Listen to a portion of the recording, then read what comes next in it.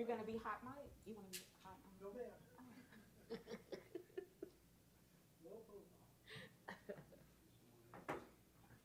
Y'all, I leave for Florida at 6 o'clock tomorrow. Morning, AM? PM.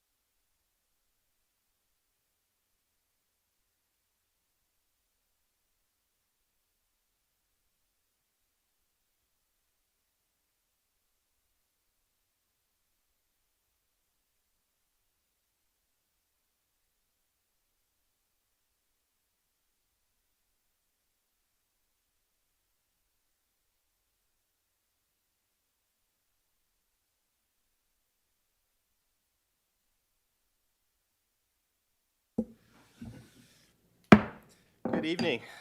I'll call the special Budget and Finance meeting to order. JP Deacons is out this evening, so I'll be covering for him. So I have asked JP Wilson to lead us in prayer and pledge, so please stand. JP Wilson. Let's pray. Things of life, Father, we just thank you for the wonderful country that we live in and pray for your guidance as we carry on the business of Washington County tonight. Please guide us in all that we do. In Jesus' name we pray. Amen. Please join me in the pledge. I pledge allegiance to the flag of the United States of America and to the republic for which it stands, one nation under God, indivisible, with liberty and justice for all. Thank you, JP Wilson. Next is adoption of the agenda. Entertain a motion. So moved. Second. I have a motion by JP Ussery and a second by JP Johnson. All those in favor say aye. Aye. Seeing none opposed, we'll move on. Agenda has been adopted. Sheriff Helder, you're up.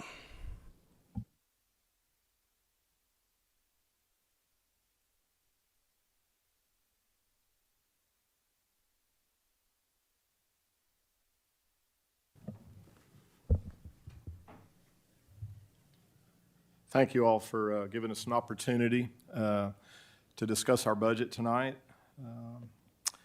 While we recognize that the Sheriff's Office combined budget is the largest in the county, I think it behooves us all to allow some of the folks with boots on the ground to discuss the various operational needs within the Sheriff's Office. So you'll be hearing from folks from our enforcement side and our detention side tonight. We've even got Corey here with our maintenance department if you have any questions related to that.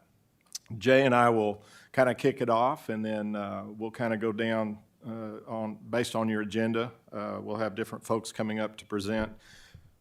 We're doing that for a couple of reasons. We want everybody to understand what our needs are, but also we've got some relatively new JPs that are at least in the room tonight, just to help them to better understand why we do what we do and what our needs are.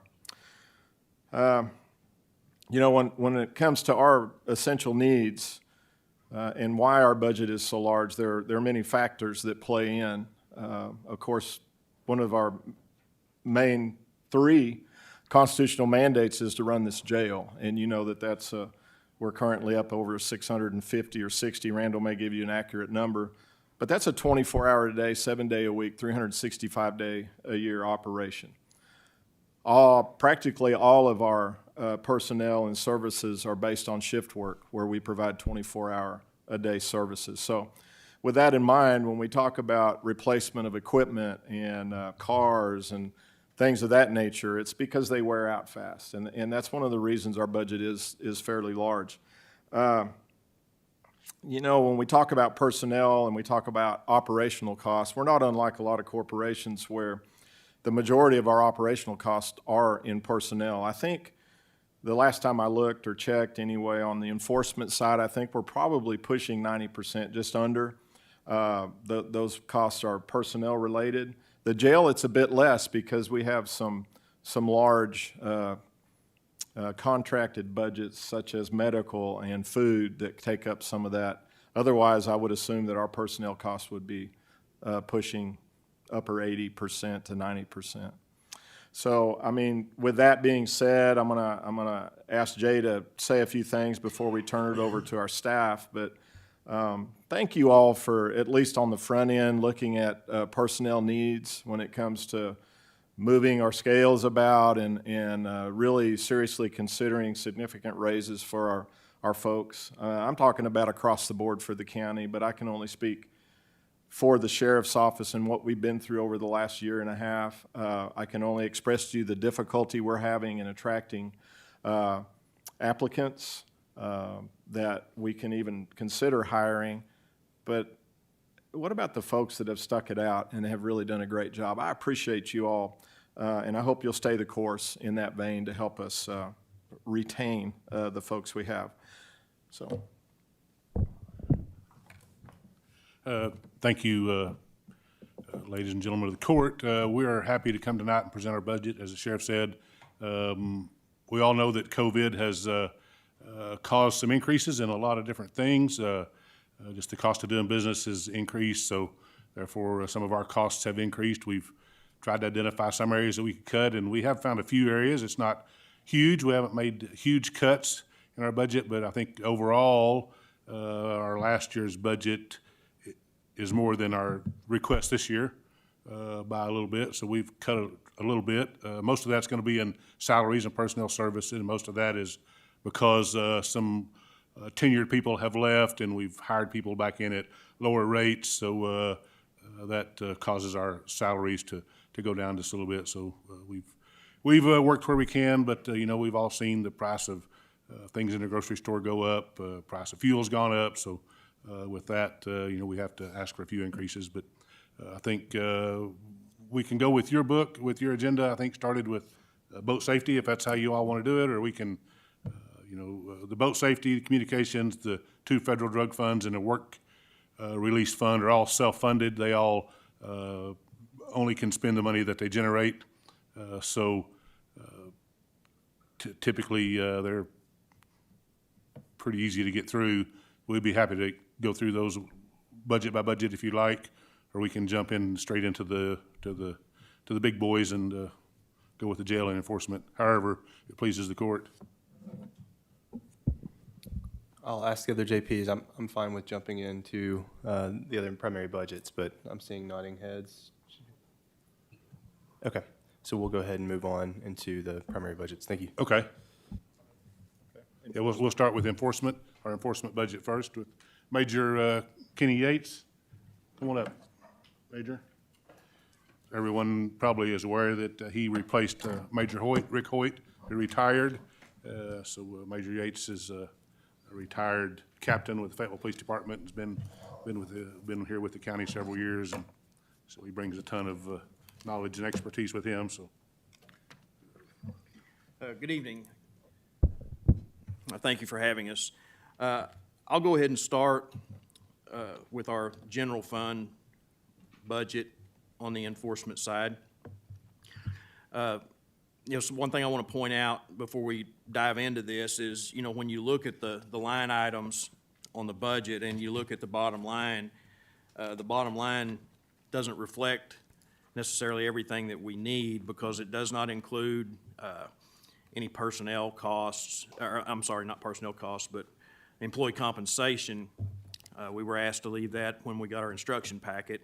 Most of you are aware, I'm sure you saw it. We were asked to leave several things off of our budget and submit those separately, and it's my understanding that the court is going to take a look at the employee compensation part of it, and then whatever they choose at that point will be added into individual budgets. So it does not include that. It does not include some COVID-related items, which we've got separate justifications for.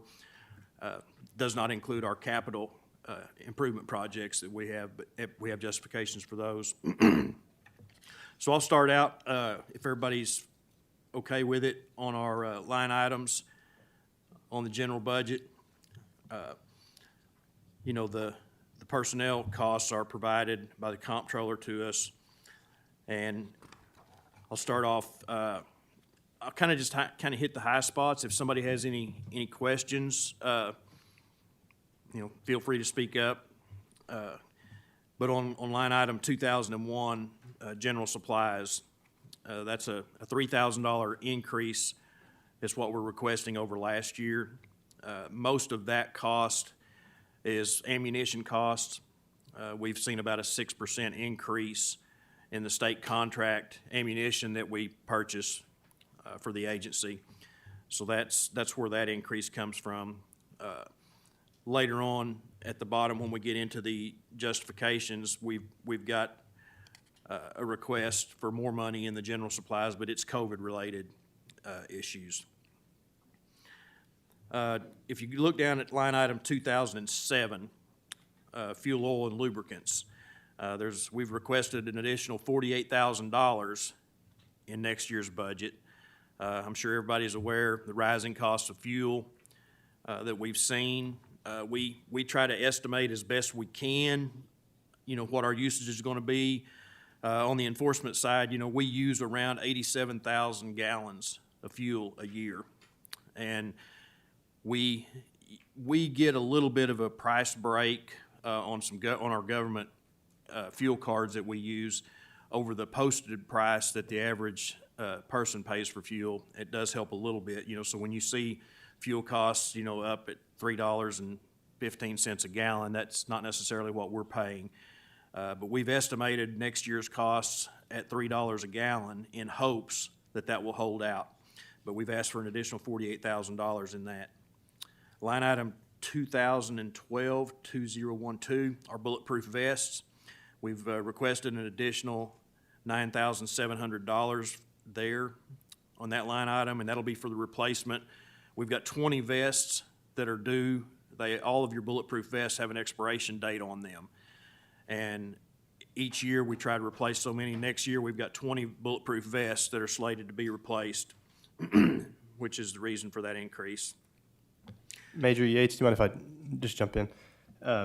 What do you do with the bulletproof vests that are expired? We actually found a program this year that will dispose of those vests. We had box after box after box just stored in our shop down there, taking up tons of room. And we actually stumbled across a company.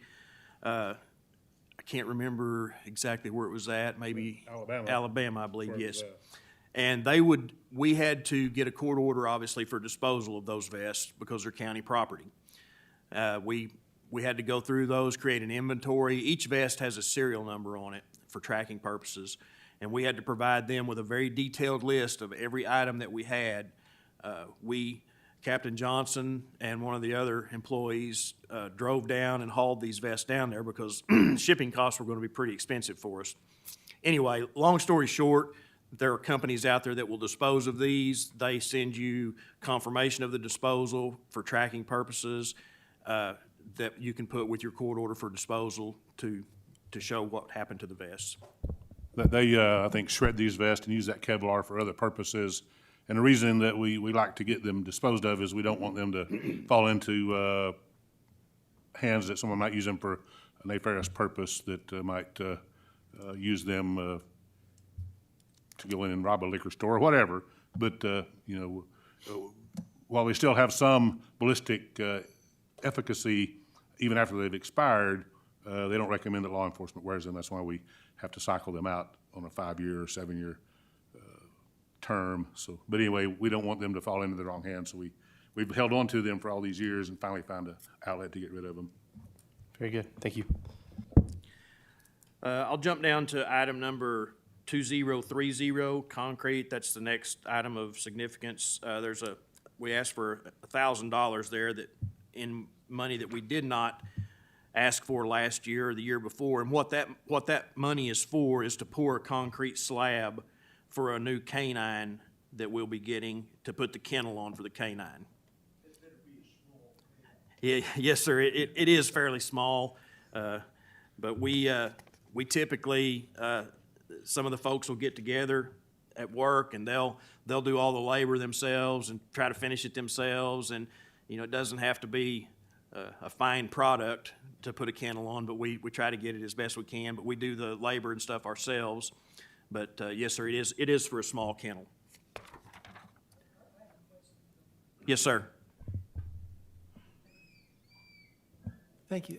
My question is, on the Kevlar vest, and there's several other things down here, have we looked at grants? I mean, I would assume that y'all have somebody that is continually looking for grants for these things.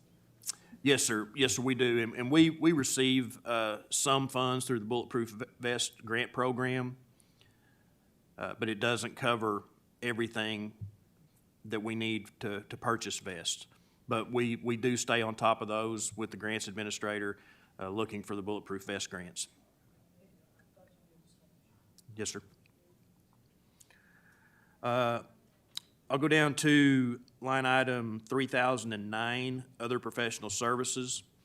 There's a $3,000 requested increase on that line item. We're seeing anywhere from an 8 to 10% increase in labor from our professional services, things like vehicle repair, uniform alterations, radio service when we have to have the radios worked on. It seems like almost every profession out there is increasing in their labor rates. And that's what that requested increase would cover. The next item, 3022, cell phones, pager line item. We've asked for an additional $1,300 there.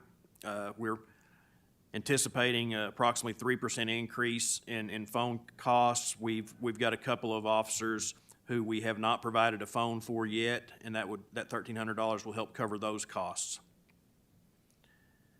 Line item 3052, fire and extended coverage.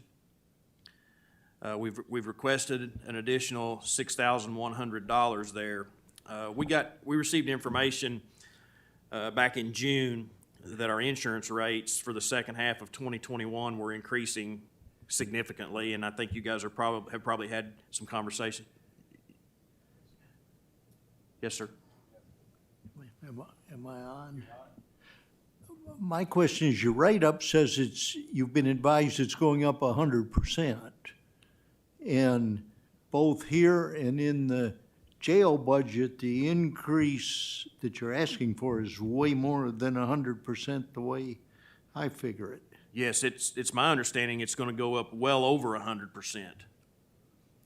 If there's some, if there's an estimation, I was looking through the paperwork trying to see where you're talking about, J.P. Johnson. Does Mr. Driver get involved in procuring this for the sheriff department? He does not. We've spoken with Mr. Driver, and try to get a ballpark guess as to what the insurance rates are gonna be, but, we haven't been able to get anybody to tell us exactly what they're gonna be. It's our understanding that the county may be, considering putting this out to bid this year for insurance coverage, but I don't know that. So all we can do is try to base it off of what our costs, have been this year, and we're gonna be well over budget on our insurance costs this year. And that's just a little bit out of our realm there. This is also just for contents. Yes, and this fire and extended coverage line item here just covers our contents at the office. Building maintenance, you're gonna see when their budget is presented, it is a huge increase. But because they actually cover the buildings, and this is just for our content coverage here, this line item that I just spoke of, 3052. Okay. And if I'm breezing through this too fast, somebody please speak up and let me know. So the next line item is 3053, fleet liability. It's the same thing, you know, our insurance coverages seem to increase and increase. You know, we're expecting, you know, a 3 to 5% increase in it. Our year-to-year growth has been around 9%. But the additional $8,777 is what we're estimating that our fleet liability is going to increase. Again, that's our best guesstimate on that. Line item 3090, dues and membership. So this maintains our dues to professional organizations, different organizations that typically most of our investigative units are members of. There's a lot of different classes and organizations that we go to conferences, and it's used mainly for the investigative units in specialized fields. You know, there's typically an Internet Crimes Against Children membership. There's a number of memberships throughout the investigative unit, and that's what that increase is for. Some of the dues are yearly. I believe there are a couple of organizations that you can get a 2-year membership, but most of these are yearly membership subscriptions that we apply to for the investigative units. 3094 line item, meals and lodging. We've asked for an additional $20,000 there. This is related to a lot of training. We have done prior to COVID, we did a lot of in-house training. We hosted classes at our facility. And because of COVID, we've been unable to do that. And still, we're having a hard time getting organizations who want to send instructors to our facility because of COVID. It's understandable. So we've had to outsource and send people to classes, and this increase would cover that. There's also state mandated training every year that we're required to do. It used to be 16 hours a year for every employee. Now it's increased to 24 hours per year. And although that additional 8 hours doesn't sound like much, when you start adding as many employees as we have, it adds up quickly. And that's state mandated training that we can do nothing about. That doesn't even pertain to the specialized training that we send our people to. But that's what that $20,000 requested is for. Yes, sir. Thank you, Major Yates. And I should have said this on the front end. We'll keep tonight informal, if it's okay, if we jump in and ask questions as they arise, and just make this flow a little bit better than having one big batch of questions at the end. So, J.P. Gustry, I'll let you ask a question. Thank you very much. I know that in the past, is it possible for us to send some people to these schools that can train the other guys here, rather than sending 20, 25 guys to it? Send 2 guys, let them be certified and turn around and come back and teach the guys here? Yes, sir, that's exactly what we do, and in fact, the next line item, you'll see a $7,000 increase, and that is for us to send our instructors to, so they can maintain that certification to be able to instruct those courses for us there. We do that as often as we can. We have instructors in several different specialized fields. They in turn have to come back, they can come back and teach the other employees there. But the line item below, which has a $7,000 increase, again, those are certifications that expire, and we have to send instructors and armors back to these things to recertify themselves to where they stay in good graces and abide by all the rules as far as the instruction level goes. So again, 3094, that's a $20,000 requested increase, and 3101, training and education, that $7,000 increase, that's what that is for, to get our instructors, get their certification renewed. And that is pretty much the end of the significant items on our line item budget. And I can move into our capital requests unless anybody has any more questions on the line item.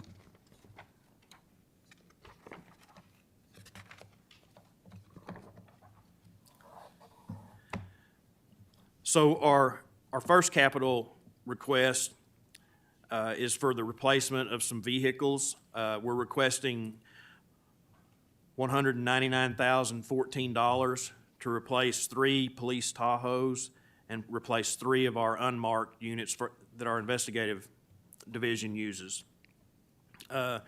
Most of you that have been on the court know that every year we request a certain amount of vehicles to be replaced. And that's what this request is for. And we purchase these vehicles off of the state bid that comes out every year. And most of you are probably familiar with how that works. But every year in January, a new price sheet comes out where vendors have won the bid to sell vehicles at government pricing. And we buy those vehicles. We try to order early on in the year, because there's such a delay, and over the last couple of years, that delay has gotten even greater, and we've had a hard time getting vehicles. In fact, just in the first quarter this last year, after the state bid list came out, then one week we're doing the paperwork to order these vehicles, the next week we look, and the vehicle's no longer available on the state bid. They pulled them off. So we wound up having to write bid specs, and purchasing put out bids, and we had to take bids. We were fortunate enough that we found a local dealership who actually sold us these vehicles at the state bid pricing.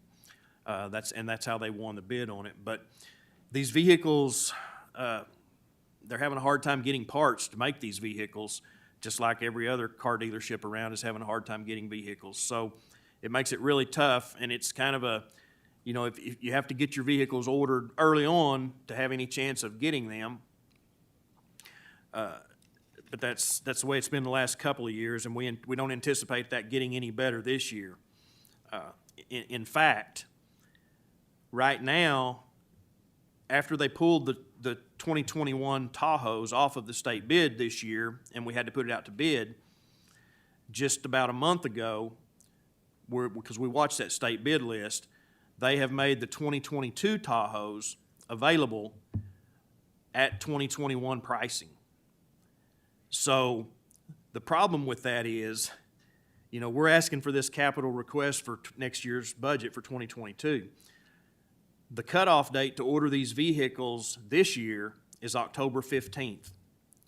So if the quorum court would entertain the idea of appropriating funds to order these vehicles this year, we could get them at the 2021 pricing.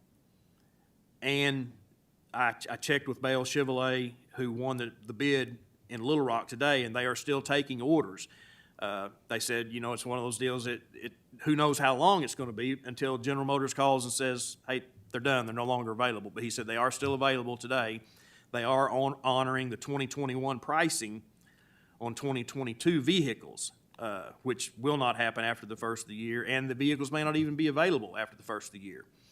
If we were to be able to buy those vehicles this year, it would save just a hair over $10,000 on the enforcement side and almost $9,000 on the detention side. So it would be almost a $20,000 savings if there was any way we could get money appropriated this year, and then we could remove this capital request from 2022.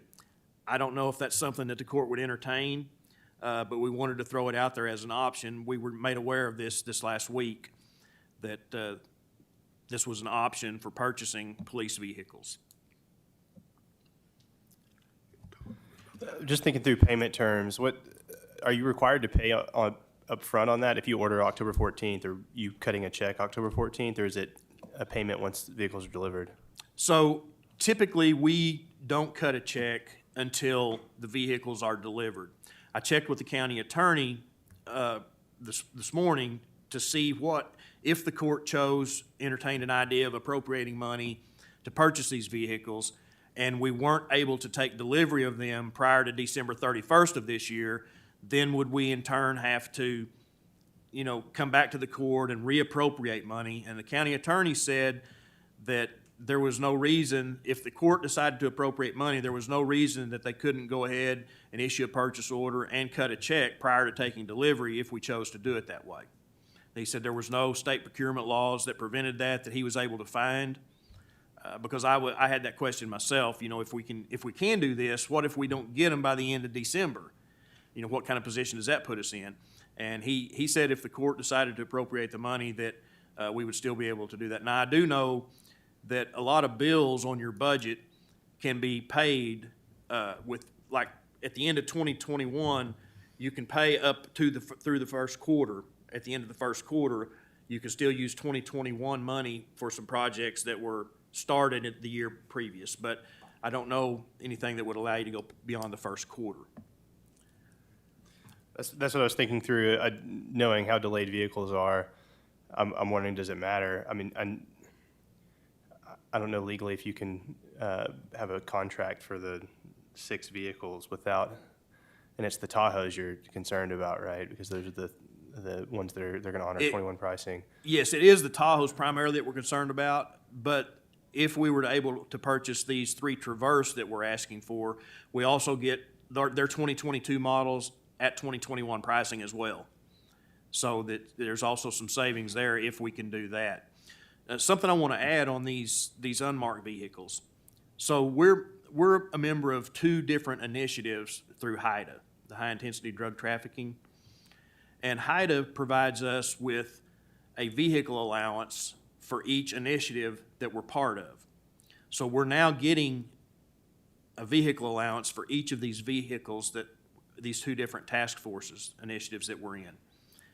So after this year, this request that we're making, we should no longer be coming to the court as long as we're a member of HIDA requesting funds, because there's some stipulations that you have to meet in order to get that vehicle allowance, and that is the vehicle can't be any older than 5 years and it cannot have any more than 80,000 miles on it.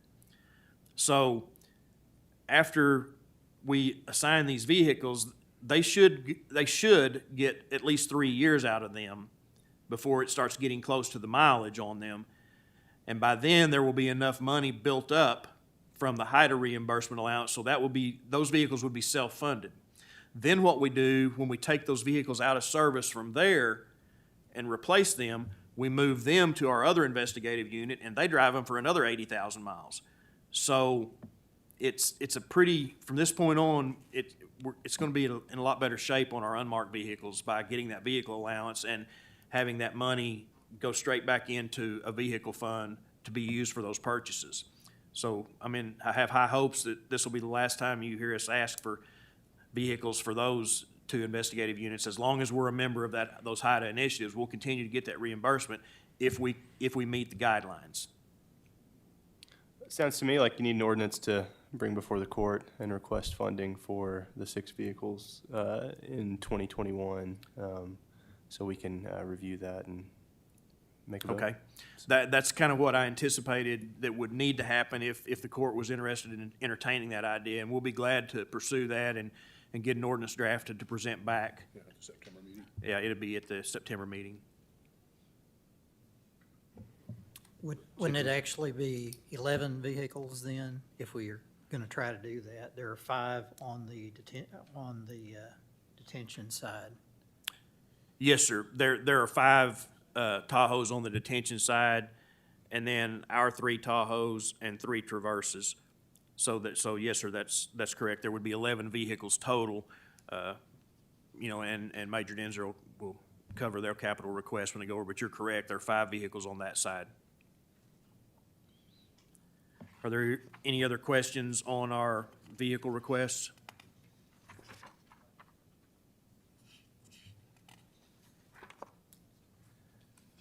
All right, so this is a communication budget. No, I'm sorry, but I need to cover our COVID-related expenses. So a moment ago, when I was talking to you about line item 2001, general supplies, we had requested an additional $3,000 there. So we've also requested an additional $18,790 in the general supply line item. And those are supplies that are all COVID-related.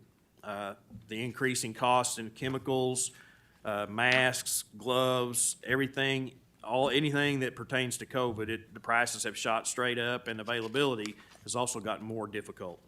That $18,790 is, again, it's a COVID-related expense that was not included on this line item, and that's per the instructions that we were given for our budget submission that you guys are aware of. I apologize to interrupt. I appreciate the order you're going in. It's different from our budget book. So if you have, by chance, page references, or if one of my colleagues could help me out here as we're jumping around a little bit.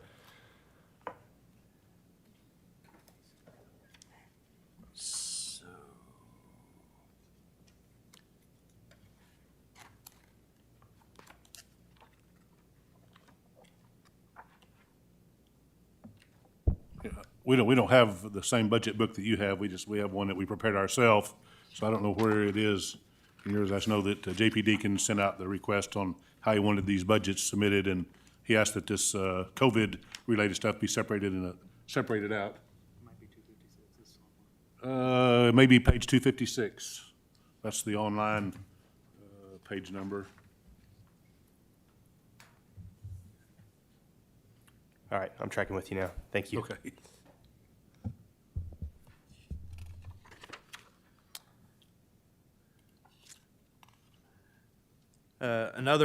Another request that was COVID-related is line item 2003, janitorial supplies.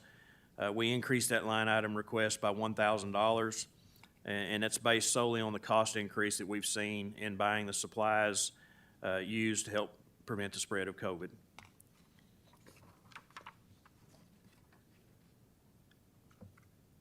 Another capital-related expense that we have, I'm gonna ask Captain Augustine to come up and present that to you, and then that should complete the enforcement line item budget. He's put together a proposal for our taser replacement, and he's much more knowledgeable about that than I am.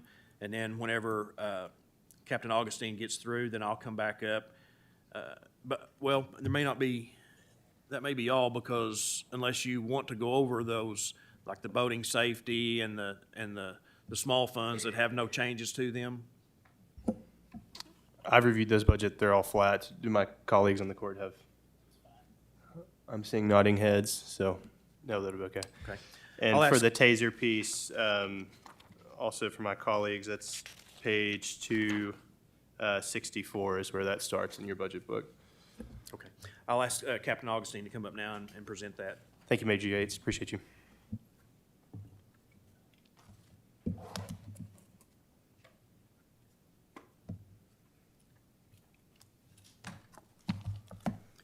Good evening, Justice. So we have a proposal here to update our tasers. The tasers that we have been in service, most of them went in service in between 2007 and 2009. And they have an expected useful life expectancy of about 5 years, like any other electronic device. If you consider your cell phones, 5 years is a long time because the technology changes and improves, and we've been using these for all that time. Our taser are a critical piece of equipment for us. When you consider our use of force continuum, it's our most effective, less lethal device. And the reason it's our most effective is it gives you intramuscular incapacitation and pain compliance, but that pain compliance and incapacitation is over as soon as it quits cycling, whether you turn it off or it reaches its time frame limit. If you use any other use of force, whether it be physical hand-on-hand force, that creates a greater risk of injury, both to the officer and to the person we're having to use force against, lasting injuries, bruises, scrapes, contusions, those kinds of things. If you use pepper spray, you have the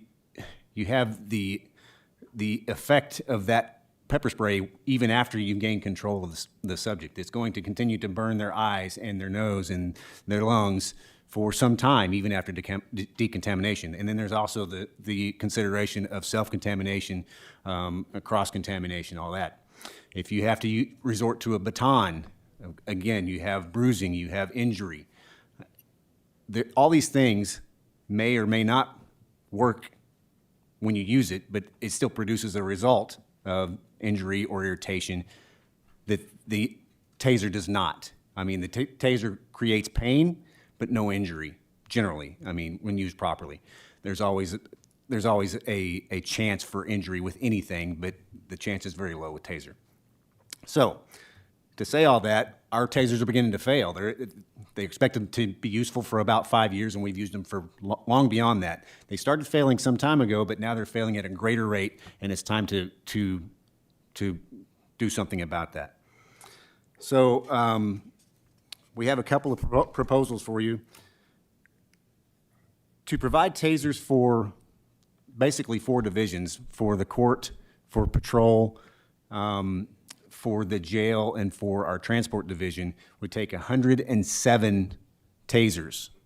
That's the unit itself. And then there would be 30 additional users on the jail side because they wouldn't be issued to every person on the jail side. They would be able to change them shift to shift. In the other divisions, it's not that easy. So based on a 5-year plan, this 5-year plan includes those taser weapons, all the consumables that you would need. That means training cartridges. You're required to shoot a certain number of cartridges each year to maintain your certification. And then the deployment cartridges, the ones that you actually carry out into the field, and any of those that you deploy, they replace in this program. And all the devices are warranted throughout the 5 years of this program. Currently, our tasers are extinct, basically. They don't produce them anymore, they don't support them anymore, and any of the cartridges that we buy are a la carte, meaning we buy them on a per cartridge basis. And the same thing with the batteries. We buy them on a per battery basis, and we have to replace a battery just about every year for each unit.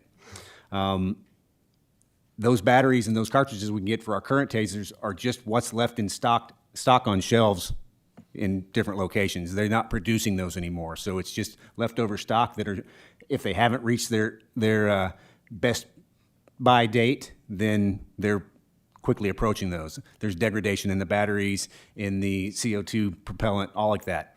So all things with our current system are dying, they're extinct. I talked to you a little bit about cell phones. If you'll consider this, most of our tasers went into effect, went into use, were deployed the same year that the iPhone 1 came out. And I'm pretty sure that nobody has an iPhone 1 anymore, the original iPhone, because they're not supported. And that's exactly what we have with these. They're not supported anymore. So for a 5-year plan, the total cost would be about $403,000 for all of those tasers that I mentioned. And it can be broken down in a yearly cost. So it can be a capital expense every 5 years, or it can be broken down as an operating expense yearly of about $8,680. I think you may have that in your packets. They also offer a 10-year plan.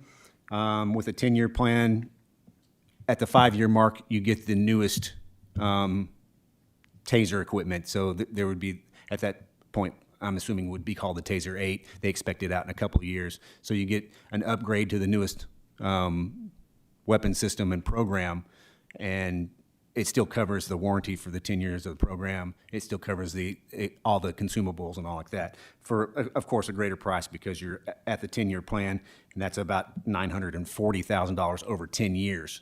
That includes the adoption of the newer platform after 5 years, which is going to have a greater cost, and it builds in a year-over-year increase, which typically is about 5%. If you do it on a 10-year plan, it's a little bit less than that. So question on that, as I'm looking at page 267 in our booklets here, there's the breakdown of the 5 years, $80,680 per year. You're saying the 10-year program is $940, so $94K a year versus the nearly $81,000. I see the breakdown on the general fund for sheriff and jail, so you get enforcement on the other side. Is that just showing what percentage goes to what and the cost? So you're not suggesting the cost be all taken on this next year. You're suggesting it be broken out. Yes. But you're just showing the percent. Yes. By department. So if you were to go with the 5-year program, you could choose to pay it all at once, or you can break it down into a yearly payment of about $80,680. Sure. Now, and that would be split between two different budgets, the detention Sure. budget and the enforcement budget. And it's about a 65-35, 65 for the enforcement side. Okay, thank you.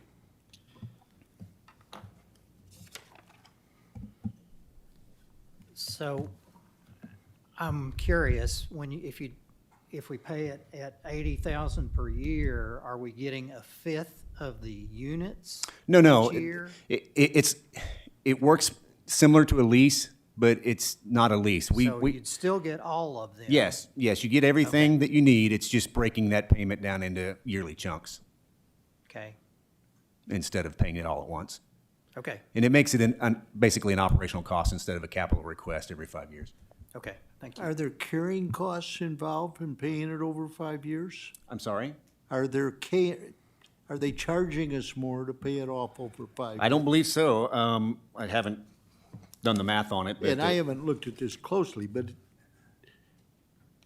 well, let me do it real generally, quick. they don't loan money for nothing. Right. I don't think that there is. Or maybe they're charging us a premium if you pay for it all at once. I mean, I don't know if I'm reading this wrong, but it's 403,400 divided by 5, and that Yeah. gets you to 8680. Yeah. So it's the same price, which I'm with you. Doesn't make a lot of sense why they wouldn't allow it for a discount up front.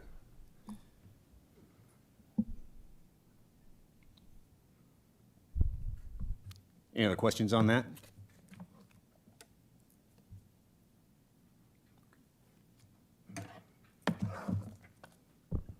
All right, we'll have Major Dinger come up now. Do you want to do the jail maintenance or the jail operations first?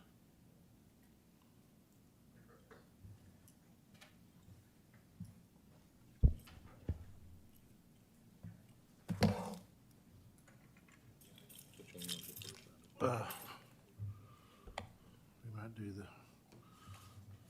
the jail maintenance first. It's the shortest one.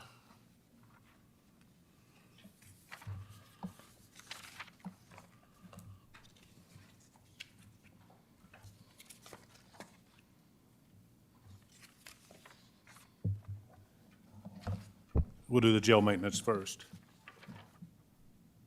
I believe number 237 on yours.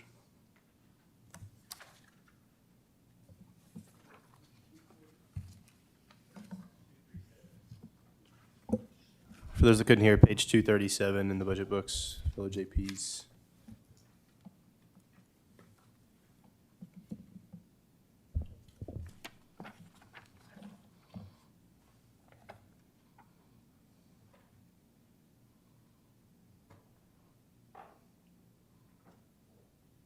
Is everybody there?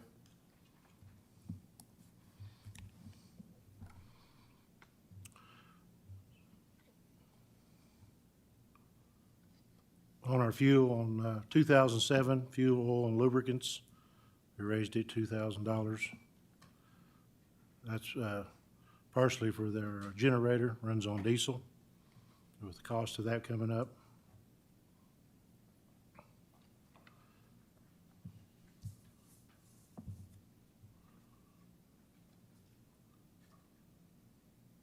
Then on 2024, the maintenance service contracts, we went up. I need to get a little closer, I guess. Can you hear me, JP Johnson?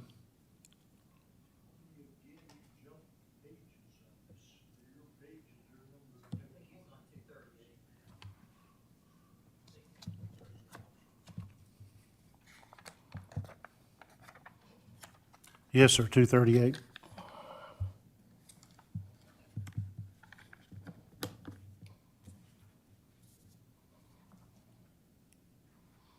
$2024.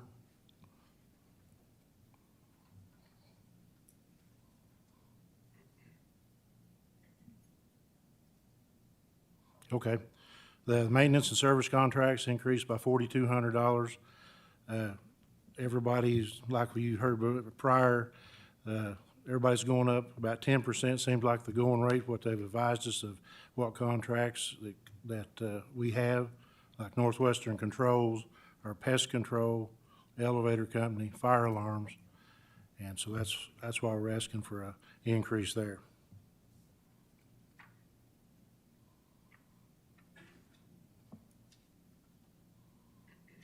Then I don't think you show a 2009, do you? I think as far as an increase, I think we was advised to move that to capital. I'm just going to double check before we go on. Yes, it shows as 1,000 for 2021 budget and the same $1,000 for 2022. Okay, all right, that did get moved then. Okay, up to 3009, other professional services. We increased that. I think it's going to be the. Sir, could you tell us what is covered in that line item? Other professional services? That's any labor that we have on anything that we work on. It has to be broke out, parts and labor, sales tax. Okay, and the only reason I'm asking, we got $150 line items on this, and then we got a line item with $156,000 in it, and I have no clue where that money's going.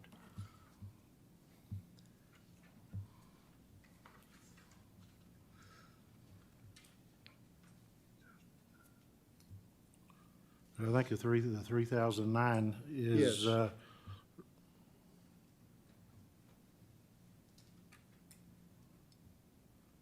Everything that's on the professional line item services falls under.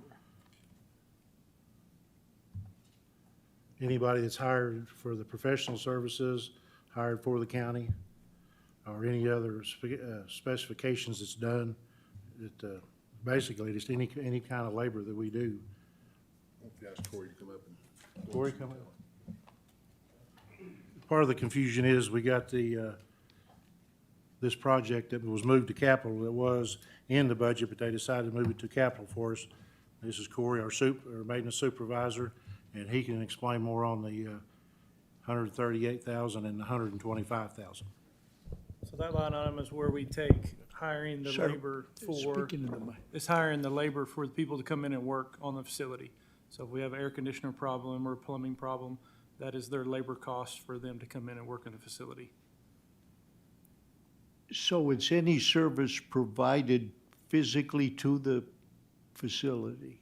Yes, sir. Would it be architectural services, consulting services? No, sir, I think there's a separate line item for that. Is it? It'd be any professional service, so Okay. architectural or anything like that. Okay. We're good. Thank you. Yes, Steve.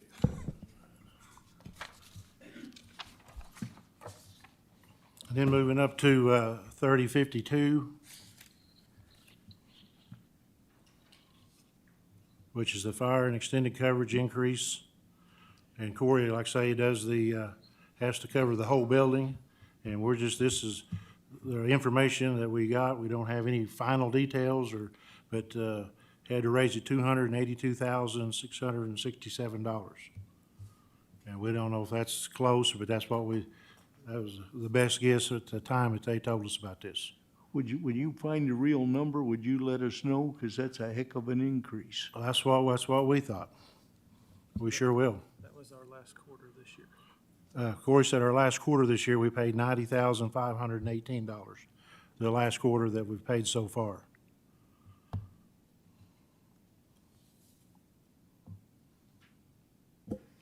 Sounds like we do need to have a bid done. I mean, if you just increased from your full annual budget in one quarter, overexpended by $13,000. So you're still even under budgeted. If you did that 90K or whatever it was, that comes out to 362.72, and you're requesting 360. So I don't know what that looks like to initiate that process. Is that done by the county? And Yes, this so- county as a whole has done that. Like I say, Nelson Driver was involved with our last insurance claim, and then, like I say, I think they was talking about putting it out for bid this year. Okay. So that may change. Okay. Well, I'll check in with Mr. Driver on that one. So that's a pretty steep. It's pretty hard to increase. swallow. Sure. Okay, and then 3060, our electric, they told us up front it's gonna go up 10%, which is $30,000 that we've put in. Like I say, this 10% seemed like the going rate for everybody. The gas told us that they was gonna, utility gas increase of 10%, which is another $22,000 that we show. And then on the best deal, I guess, is the water increase, the only 3%, and that's 53 to make it through the year. You know, also our account, a lot of this was designed on our account where we was down 400 or 500. Now we're up, we was up 675. We're still around 650. So all these budgets here will be, hopefully it'll make it through next year. And I know this is small, but just looking at line item 3062 on water, you're showing a 3% increase in your notes, and you're showing a 4% increase in actuals. So it's $2,000. I know in the scheme of things, it's not massive, but still, why if you're seeing a 3% increase, are you showing a 4%? All right, that may be a mistake on part of our typing then. Because I show 3 there, and yes, we have 4% on the budget. Okay.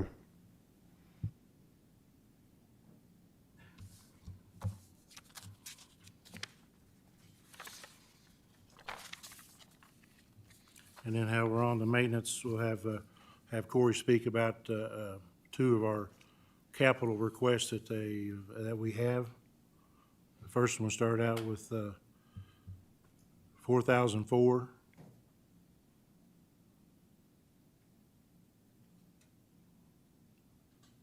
Do you show that?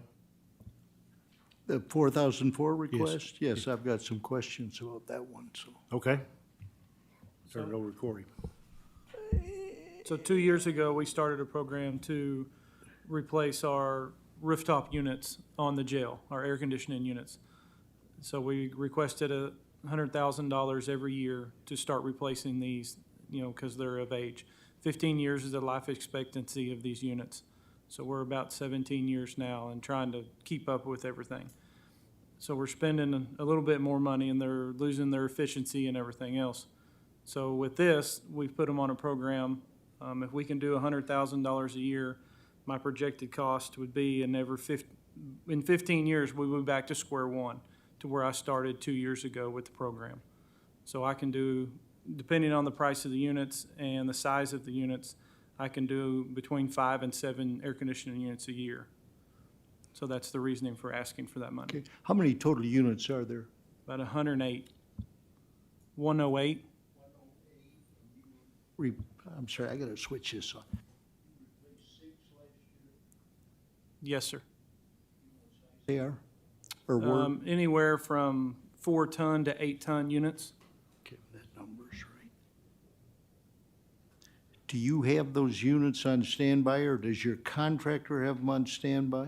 No, sir, I have to order them at the You first of order the year. them when they get to the point where you say, we gotta replace this one then? No, so I keep track of all the maintenance that we've done on them throughout the year and figure out which ones that need the most attention, and I go ahead and replace those the next year. Thank you. So, was the air conditioning units not part of the Johnson Controls project? No, sir, the sheriff's office opted out of the Johnson Controls project on behalf of the county. Why? So the total cost of us, I believe, Sheriff, it was gonna cost us over $300,000 in a lump sum to do it. So the total price of a year to replace them all. So it was gonna be, what was it, like 9 million? Was it total, our end of the Johnson Controls project? Do you remember what that? So our total price of the Johnson Controls project was a little over $9 million for the life expectancy of the loan that was taken out by the county with them.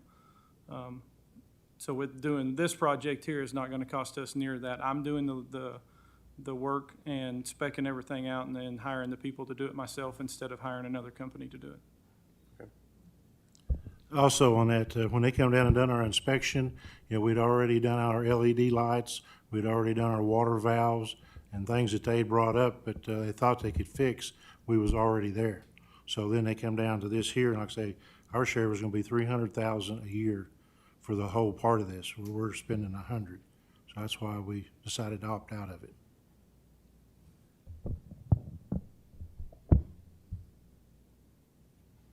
Thank you. Okay, 4003. I'll let Corey talk about that. So that's gonna be our request for the control system that runs the jail through the doors, the lights, the intercoms and everything like that is original. We've never done anything with it since we installed it in the beginning.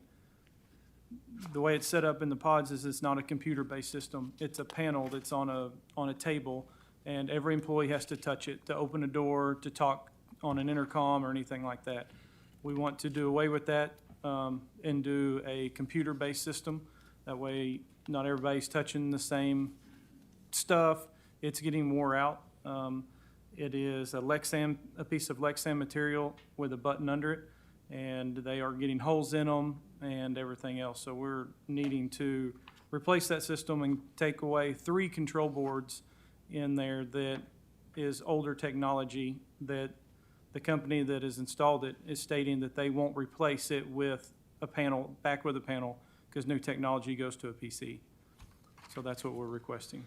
It seems like that could help minimize contact too. Could that be funded with the American Rescue Fund is what I'm wondering. Is there a way to route that? Okay? Yes, sir. And Yes, that could that might be. be a better question for our county attorney, to see if that's possible, but just initial thought. Okay, we'll reach out to him.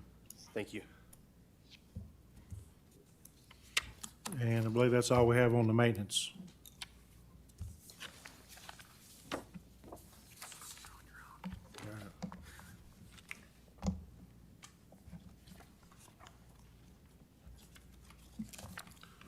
So are we ready to go back to the actual jail budget?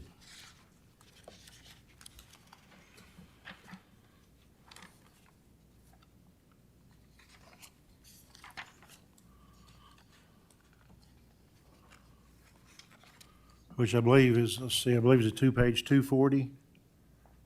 No, that's maintenance.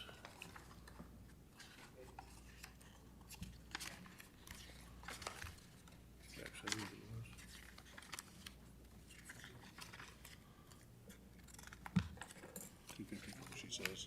254. Yeah, jail budget.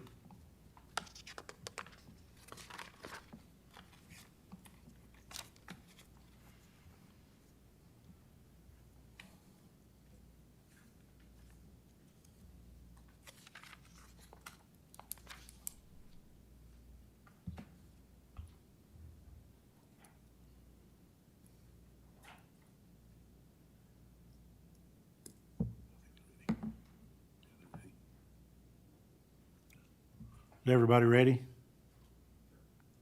Okay, I Ready was when you looking, are. I didn't, huh? Ready when you are. Okay, all right. We'll start out with 2002, 2002. 2001, this is 01 here. Yeah, hold on. 2001, I'm sorry. General supplies, that we'd raised it $10,000.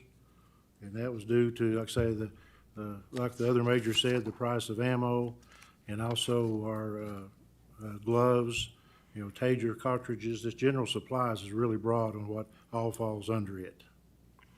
So the increase in expense from 2019 to 2020 of, what is that, $53,460, that was COVID driven, or is there something else there?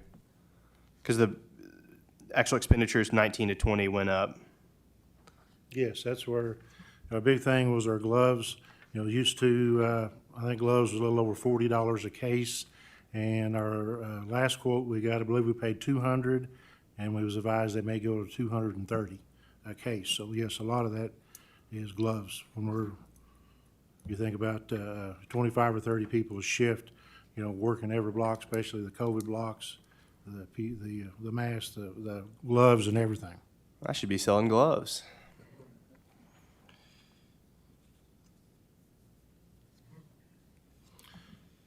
And then I don't know if we want to jump, maybe make it a little more simple, is the COVID money that we was asking about. We wanted to raise it another $20,000, a separate request, to be able to be prepared to have enough stuff. This is also the sprays, all the cleaning material, the stuff we put in the foggers. A lot of that comes out of this too. So that's 2001 as far as the request that they wanted for the COVID.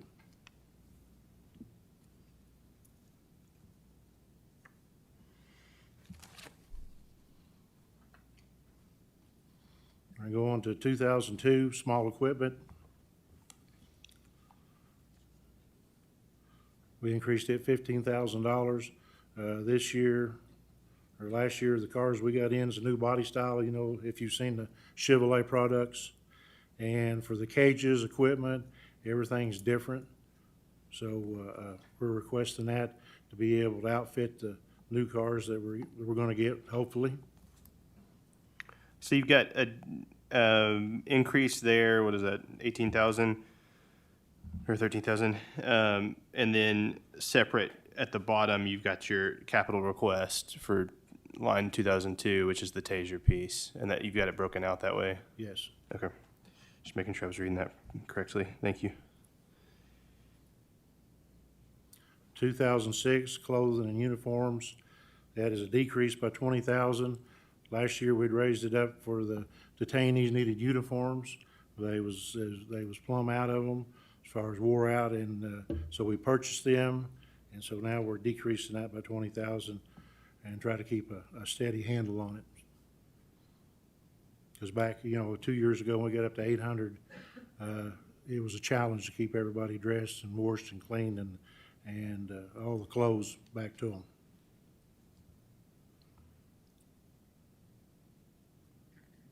$2008 tires and tubes increased at $4,700. We're borderline on having enough money, so we upped it at $4,700 to be able to get through. Like everything else, every time you go purchase a new set, they've increased. So that's our justification on that.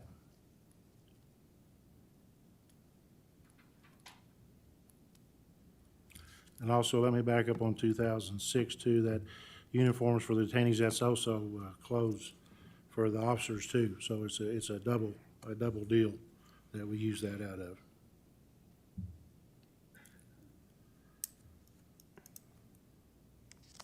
$2011 detainee supplies, we increased it $10,000.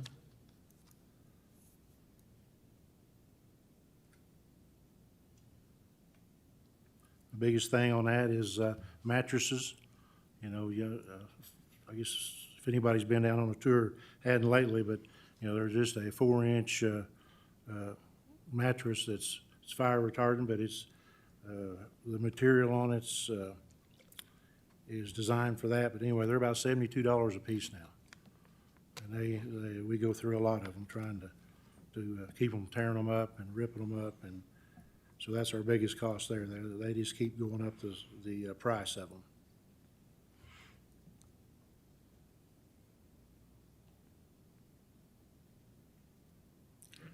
$2024 maintenance service for, we increased it $3,000.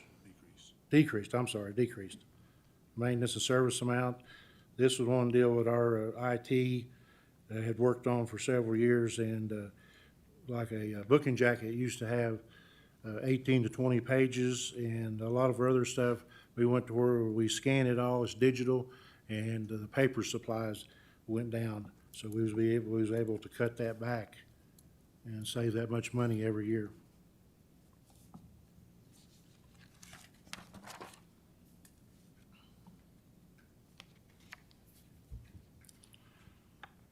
$3,006, medical and dental. We can't brag enough on our medical carers corrections, the team they had and to got us through last year. You know, they helped officers, employees, everybody they could. So they're requesting a 10% increase on their overall cost, and then also to raise the pool money $25,000. When we first started out, all the COVID tests had to be bought, and they was somewhere around $40 a box. And they went through a lot of, you know, all the testing. Now we're getting different angles where we are getting them free, but spent a lot of money last year on this, on all the COVID. But they kept us fully staffed. It was just fantastic. They helped everybody they could. And I think they went over to JDC and helped them. Got some questions here, JP Washington. Yeah, can you explain what pool money is? The pool money is the stuff, they try to do everything in-house they can. You know, the doctor comes in, nurse practitioners, and now they do x-rays, but that is all everything has to go outside. It has to go to the hospital or a specialist or something they can't do in-house. That money comes out of the pool. And if they don't spend all the pool, the money comes back to us. So in the past, I don't believe that if they've ever spent it all, and they're also buying equipment for us at the sheriff's office. Like I say, we never had an x-ray before, and some of the other equipment they've had there, so they don't have to send anybody out. But under some situations, you have to, especially for checkups when, you know, people have broken bones and stuff like that, to specialists. Okay. And can you explain the process of when you get an inmate in the county jail, like what the Caris Correctional team, can you just walk us through what that looks like? Just curious. Sure, when they're brought in, we are, that's one thing they have upgraded that they didn't used to do, is they have a nurse there at the intake. So when they come in, they look them all over to see if we should accept them or not, if they need to go to the hospital or anything else that's wrong with them. Because in the past, we didn't have that. You get somebody in jail, then they die, or they're really sick, and there you are with that deal. So they look them all over, and if they accept them, we bring them in, you know, and then they're booked in. But also, there's a jacket made that goes to medical. So when, you know, all day, all night, and then when the doctor comes in, nurse practitioner, they're looking at them. So, I mean, looking at the records, anybody need to, you know, if they see if their medication's right, or if there's anything they need, they'll address it. And then at that point, you know, they're booked in, and then if they bond out, they leave, and if they stay, well, they're addressed out and then go on back to a housing assignment. JP Wilson. Thank you, Mr. Chairman. This is a really large item in your costs. Have you tried to break out in any fashion how much of that relates to COVID, either for this year or for the next year? We can, but you know, everything they do practically is COVID. You know, everybody comes in to see if they need to be tested. You know, we asked them a questionnaire back when it was really bad last year, which I guess it's as bad now as it ever has, but we took their temperature. We've got a questionnaire we ask them to see, and, you know, if they don't answer it, we put them someplace till they finally, you know, where they can answer it to see before we do, so we don't bring it back in, you know, we Right. sober them up. Right. But, you know, almost everything they touch is COVID. Because, I mean, they do the medications, they see everybody, they have to go to every block that's, you know, that's quarantined or whatever, so, but I can get a figure for you.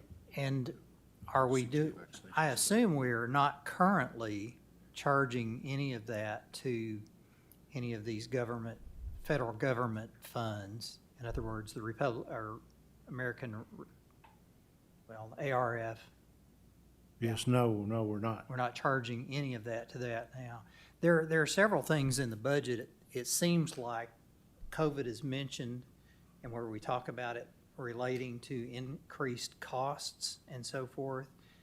I don't know, Mr. Chairman, it would seem like we need to try, especially in the area of the jail, to be looking at any of those areas that we can use the federal money to compensate us for those additional costs. And I just wanted to highlight it on this item. And also, I didn't say that they're going around, the medical is in trying to give everybody COVID shots. I think we're up, 60, right around 60, They did 60 vaccinations today, just today, 60 today.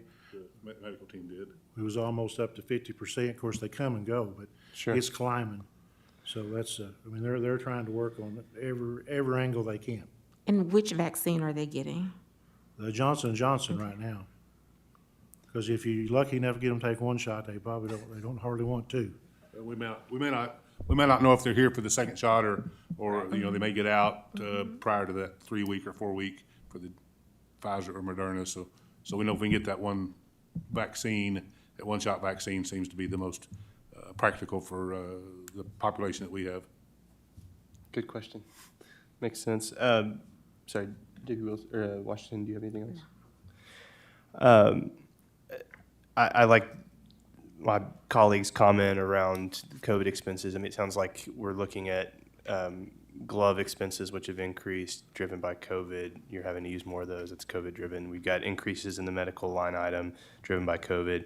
So those are things, again, quantify some of that if you can, and bring that to us in a different ask. And then also, I know price increases I'm familiar with in my line of work, and when I deliver a price increase or when I receive one from someone that provides a raw good for an item that I make, for example, I'm going to push back. So what kind of pushback are you guys giving to Caris Health as they're bringing like a 10% increase? Because that's pretty significant. I mean, we're seeing in grocery low to mid-single digit increases accepted.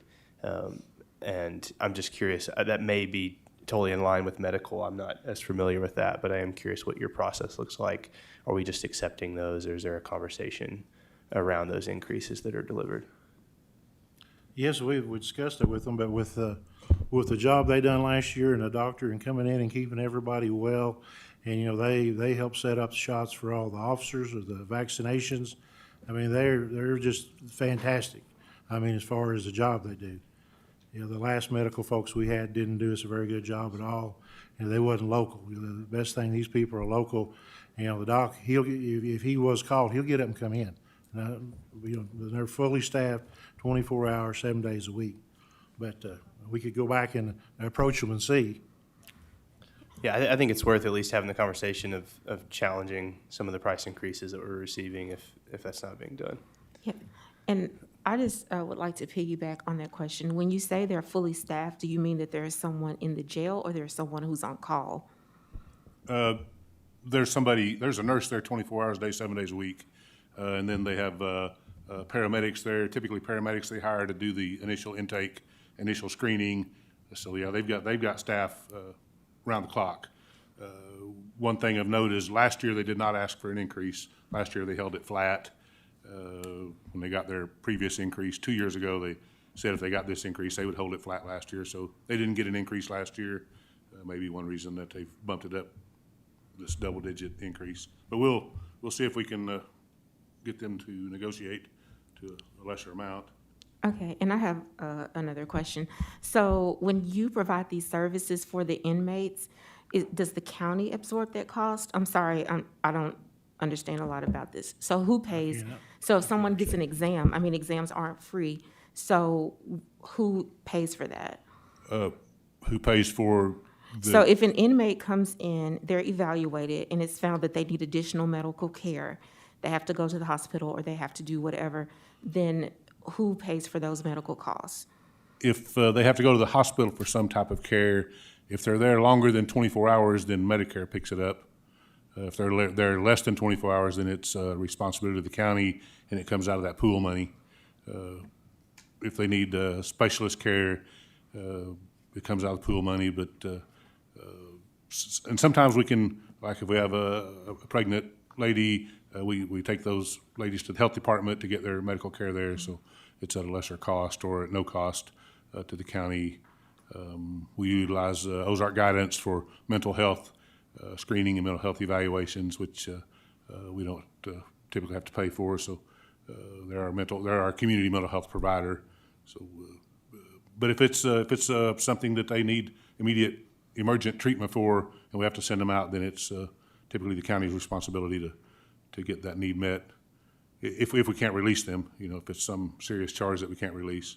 If it's a minor charge, then we're going to typically get with the judge or the prosecutor and get them released on their own recognizance, and then take them out to where they need medical care and release them to seek their own care.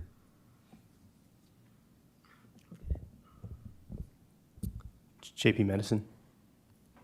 Thank you, Mr. Chair.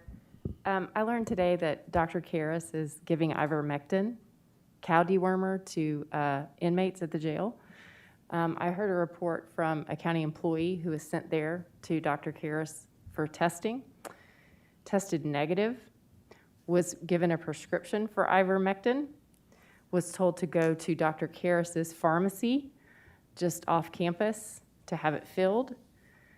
When the employee reported it to his primary care physician said, "You need to throw that in the trash." He's out $76 because of Dr. Karras prescribing dewormer to a county employee for treatment of a condition that he didn't have. Dr. Karras's position on how he is treating inmates at the jail are raising a lot of eyebrows in the medical community in Washington County and around. And at a time when the world is laughing at us for people taking cow dewormer, I think we need to reevaluate who we're using. The employee had the good fortune to have a physician that he could go to and ask for a second opinion. Our inmates do not have that choice. And I am very bothered that and I spoke to Dr. Karras this evening. The sheriff put me in touch with him. He was not at all concerned that he was prescribing medication to inmates that is not authorized by the FDA. He cited to me an NIH study, which I read, that the NIH did not take a position because they said there was not enough research. In addition, he cited me to some organization that is a little bit suspect. So I said, "So you're going to follow a website over what the FDA says?" And he said, "Yes." He said, "I'm taking ivermectin." He has members of his family on ivermectin. He is disregarding FDA guidance and giving dewormer to our inmates at the jail. And so I don't care how much Dr. Karras wants for his contract. We need someone new who is following FDA guidance to be treating our inmates. And so I just wanted to say that because it's very disturbing to me that that's the level of medical care that we're providing to the folks down at the jail.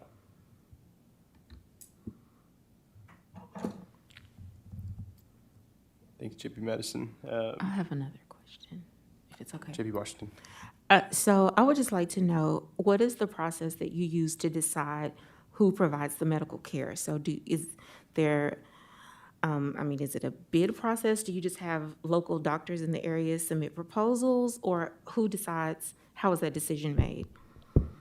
Well, we at one time had our own medical provider. We had 3 nurses and a doctor that came in an hour a day, 5 days a week. Pretty quickly discovered as our population increased that was not enough. medical care.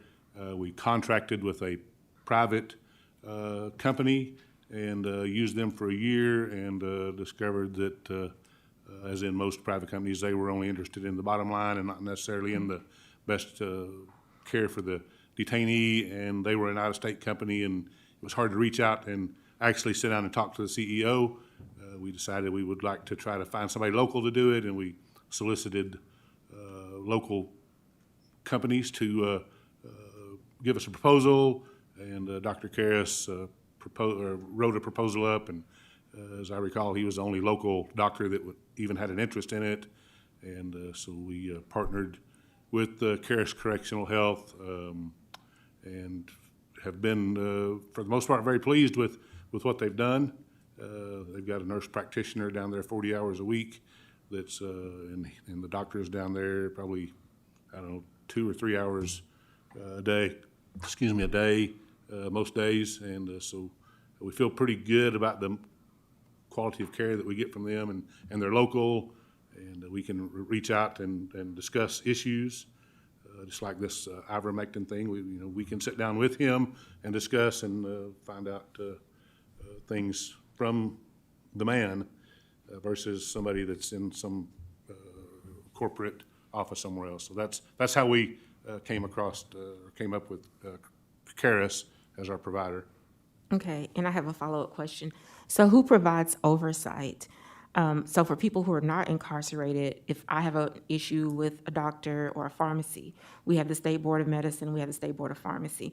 So I would have a recourse if I needed to make a complaint, and not saying that complaints need to be made, but what I'm saying is that there are organizations that oversee medical care, there are organizations that oversee pharmaceutical care. So for those who are incarcerated, who provides the oversight for the care that the inmates receive there at the jail?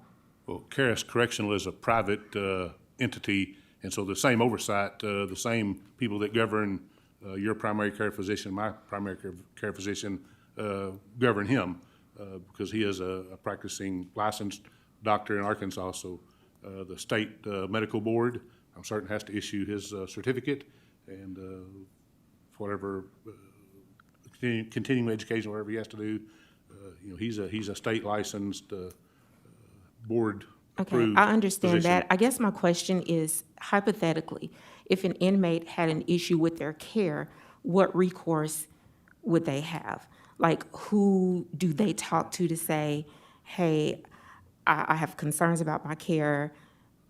What recourse do they have? That's what I'm saying, as a patient. Well, what most of them do is file a 1983 lawsuit through the federal courts that they think their quality of care is not adequate, and then a federal lawsuit ensues, and it goes before a federal magistrate. But certainly they can write a letter or address the State Board of Health about any concern they have about any physician, not just Dr. Karras, but any physician that they might see, a specialist or whoever they might have to encounter.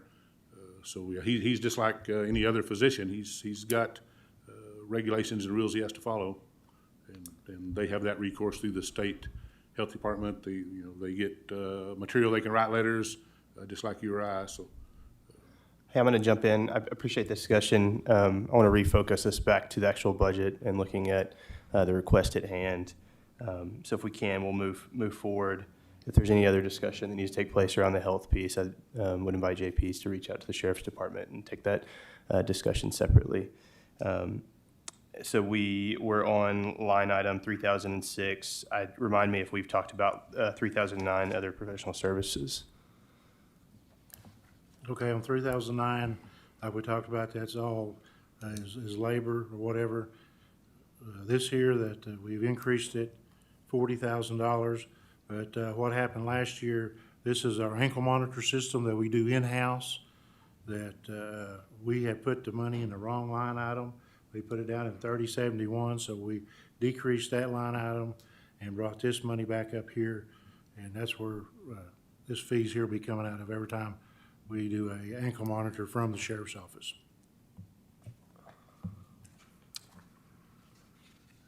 Jeez. 3020 JP Wilson. If I could ask, how do you feel like the ankle monitor program is working? It's working really good for us as far as the money and be able to put them on there ourselves and be able to go check it. I mean, the other cost outside agents that we brought in is anywhere from $12 to $15 a day. And this is down to $3, three something, almost $4, I believe.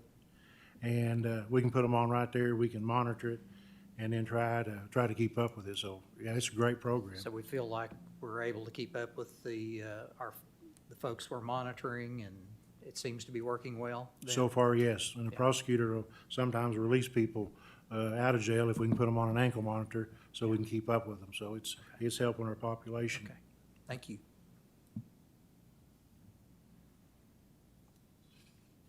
$3020 telephone fax line, requested $8,500, or increased to $2,500, increase due to the phone rates from the vendor.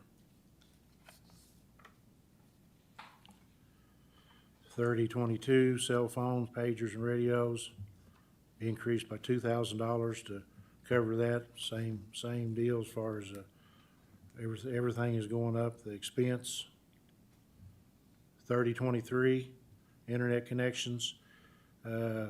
This is for our Zoom. You know, when the COVID was so bad, everything was shut down. The courts and everything we did was Zoom. Attorneys, they didn't come to the building. We didn't have to move the detainee. We just Zoomed it, and you know, we'll have half a dozen Zooms going at one time. There'll be attorneys be visiting. They'll have them where the judges meet them. They do arraignments and 8.1s and everything. So this is Zoom has really worked out good.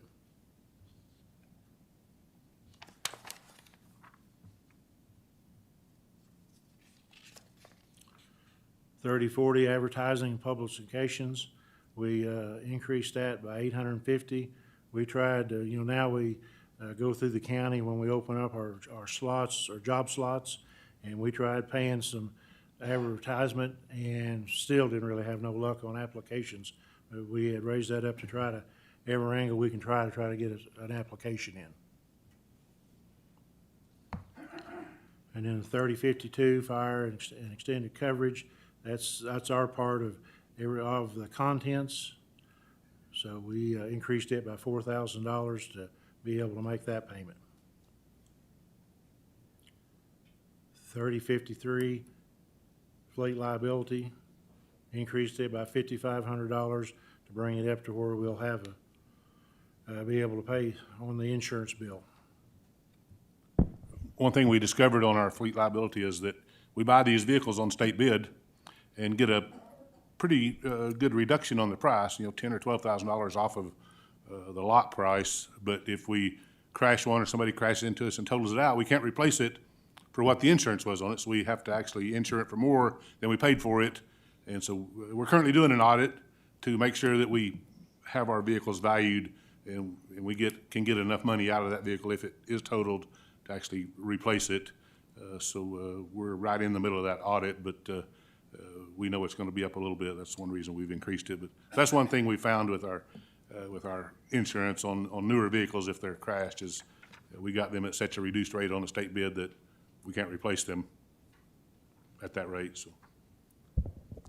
Sounds like we have a lot of costs associated with insurance and a lot of opportunity there. So as mentioned earlier, I'll be giving Mr. Driver a call to talk about that bid process. 3071, the rent and machinery and equipment, that's where we put the money in the wrong place last year. So we decreased that $60,250 because it was put there thinking that we had to buy the ankle monitors. And really, we're just in a lease program to where it's all falls under labor. 3094 meals and lodging, we upped that by $10,000. Kind of like what the other majors said, as far as increased prices where we go. But also, you know, that when we say jail, there's the transport division, and work release and community service. So every time you see, you hear about a warrant being issued for somebody, and they catch them in California, Florida, wherever, Oklahoma, Texas, we have to go pick that person up. And that's something that's usually not ever talked about. So these meals and lodging help pay for the food and if they have to spend the night. Because it never fails, they get caught in California and Florida. In Harris County, Texas, I don't know what they do, but we catch more of them there than anywhere we do in the United States. But, you know, you gotta go down there and spend the night, and you gotta feed these prisoners and bring them back. So that's why we increased that. 3101 is, increased it by 4,000. Like I say, due to the 24 hours, how about 24 hours per year of state mandated training? And like I said, we have to go off more now. Hopefully we'll be able to bring people back. And like I said, the question was asked, we always try to find and train the trainer like you'd asked to do that. And a lot of this is certification. You know, most certifications run 3 to 5 years and they have to go back and be retrained and recertified.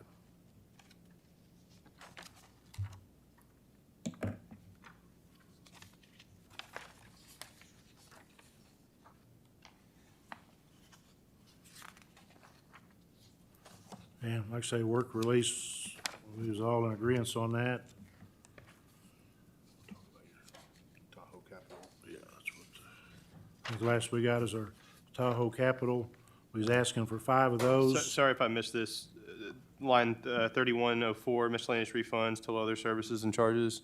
What was that? So there's an increase of, was that 150 grand? Well, I didn't understand you, sir. What number? Oh, I'm sorry. That makes more sense. Okay.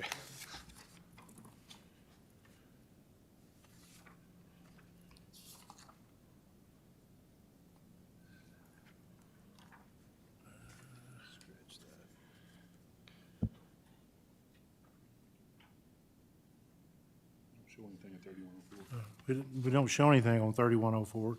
Is it I'm sorry, different? that was my mistake, is the Oh, way I was okay. reading the line. That's the sum total below that, and there's 3104 is blank, so Okay. my error there. All right, and talking about our capital, about the 5 Tahoes, kind of falls back to transport. On some of our best years, we drove over 400,000 miles a year. And this is our normal amount we ask for. You know, we try not to run them, you know, too far to, you know, over 100,000 or up to 100,000. But when we do, they're also taken out of transport, and they could become sergeant's cars or other officers' cars, and then we'll drive them up to 150 or as long as we can.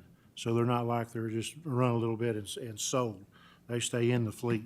So it's just kind of a pass down to where we always keep a good car on the road, especially making these long trips like we was talking about. And even going in Arkansas, if you go over to Oso, and you can drive 600 miles in Arkansas and never get out of it in a day's time. So you're always wanting a very reliable rig. So between the two capital requests, it's 332,000, and I'm looking at the total budget request is slightly below last year. That does not include raises, right? Yes. And that does not include the 300,000. Obviously the budget looks good, and you obviously walked us through all the explanations there.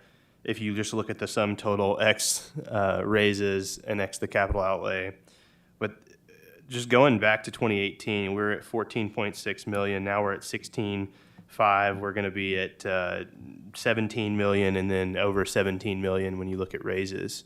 So we've gone from 14.6 million to over 17 million since 2018. I'm just wondering, is there an end in sight of the increase? And is there something else I'm missing there? No, probably due to the prices of, like I say, the medical care and our food, you know, of everything you go do right now has increased. I mean, that's one big thing. This year, you know, this is probably one of the only years you'll see that we was under budget from last year, but we had a lot of personnel movement, you know, senior people leaving, and when it was refigured is why we was lower. But you know, everything costs more, and like I say, we got back up. If our numbers get back up on detainees, you know, we're at 6 something now, and what it costs to run them and move them everywhere they have to go with courts and everything else. You got anything add to that.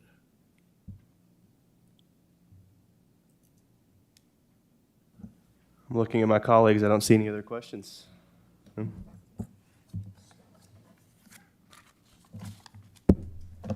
Thank you. Thank you, guys.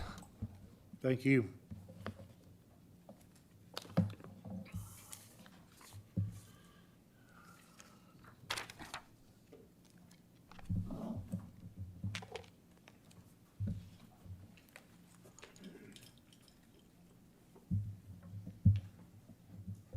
It's a bitter pill to swallow, the increases that continually hit us, but, and I tried to hit on that on the front end, but the majority of our operational costs are going to be personnel costs and then things out of our control. Listen, I'll be brief on this, but I would be remiss if I did not at least stand up and go toe-to-toe on our medical care. They have been amazing partners with the sheriff's office. They are the ones that have been in the trenches in the middle of this COVID issue that we're dealing with. Whatever a doctor prescribes, that is not in my bailiwick. I haven't been to medical school, but let me say this. As far as our morbidity rate, it's 0. We've had one person out of over 500 positives within our jail be admitted to the hospital, and that was a brief stint. I will stack their record against any medical provider in correctional institution anywhere in the United States. So I just don't think I could stand by and have them vilified for the wonderful job that they do. And I've been doing this a long time. When I took over as sheriff, we had stacks of lawsuits pending in federal court, and they were all due to medical care. We are virtually 0 in federal court on medical since Karis came on board. So I applaud them for what they do. We may have disagreements on treatment, but you know what? Doctors prescribe. They've been to medical school. I haven't. So thank you all for your attention tonight. Thanks, Sheriff.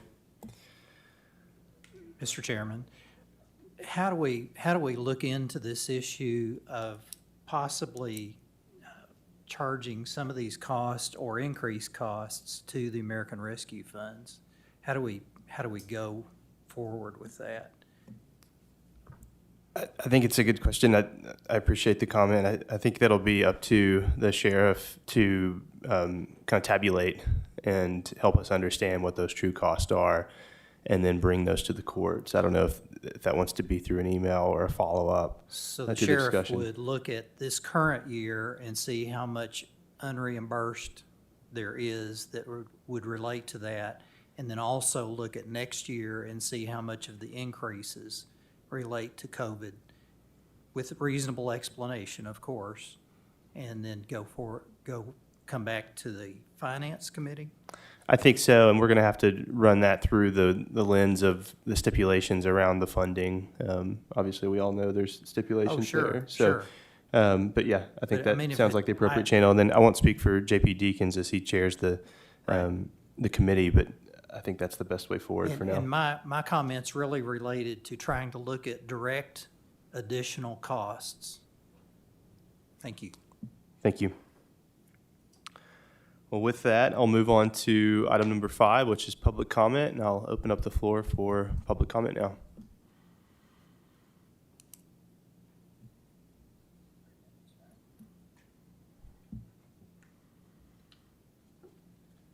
Ms. Moore.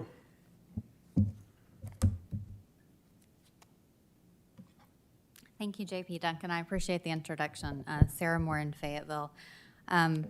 I wanted to bring up a couple of things in regard to the budget. And several times when you were reviewing some of the increases in the sheriff's budget across different line items, some of those are contracts with outside parties that we potentially could be looking at bidding. When we're speaking specifically to the medical contract, whether you're pro or not with Karis right now with what's happening, one of the things to consider is that contract has not been bid since 2015. And I understand Karis is a homegrown doctor and there's some benefits that the sheriff's office has seen, But at the end of the day, in 2015, when that was bid out, there were 5 other companies, I think 5 total companies that had actually bid for that business. And I have to think 6 years later, the landscape has changed, and we probably should be, to be the most fiscally responsible, we should be competitively bidding those. Additionally, I would really ask the court to be in conversation with the sheriff's office in regard to the other things like the air conditioners, and when we're doing some of these kind of piecemeal business deals together, if these are things that shouldn't qualify under state law to actually do competitive bidding, just because, again, being able to offer other folks the opportunity to do business with us, as well as getting the best price with our tax dollars would be great. There were a lot of line items when they were reviewed that were talked about that, well, the prices are just going up. Materials for this are just going up. And I want to remind you that one of the things that we are looking at spending against as American Rescue monies is to do an expansion with the jail. You keep hearing the costs just keep going up. Well, construction costs just keep going up. Cost to house keep going up. The food keeps going up. If you look at just the line item on food per jail beds that we have today, and you look at the 230 additional jail beds, just alone for that, that's over $400,000 a year in operations and maintenance costs, and I'm just talking about food right now. So there will be ongoing sustained costs year after year, and so I think we want to really consider that with the whole budget and what we're doing going forward with the rescue monies as well. Additionally, I wanted to just bring up the fact that there are some colleagues that are missing tonight, and there have been COVID-positive staff members in the county courthouse building, and there are the highest numbers of COVID happening in Washington County. And so I will renew and urge you that we need to be doing these meetings in hybrid form. We need to be going back to Zoom so that we can accommodate everyone safely. I know I've reached out to the judge's office. I've made this request as well. We have the technology. It's a very small financial obligation to have Zoom. We probably already have it that we're paying for, that we're using in the county. And so I'd really ask that you and urge you to go to that for the safety of our community. Thank you. Public comment.